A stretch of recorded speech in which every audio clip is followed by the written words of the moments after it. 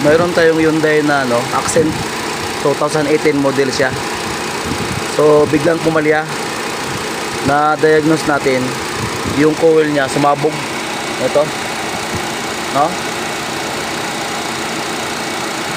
Ito yung coil niya, sumabog siya. So nung pinalitan natin ito ng coil, palyado pa rin siya. Mayroon naman siyang sa wire niya, mayroon naman positive.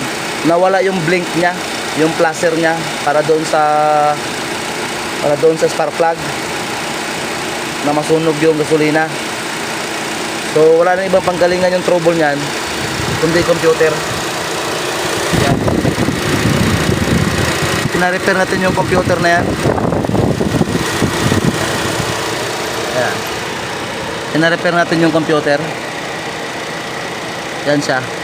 So yon, awa ng Diyos, hindi na siya palyado ngayon. Yan yung under niya, wala nang kapalag-palag. So baka makatrubulan kayo ng ganito, itong pumaputok na coil na to, matik to siya, tatamaan ka agad yung computer. Okay, ito na, ready for release na to siya.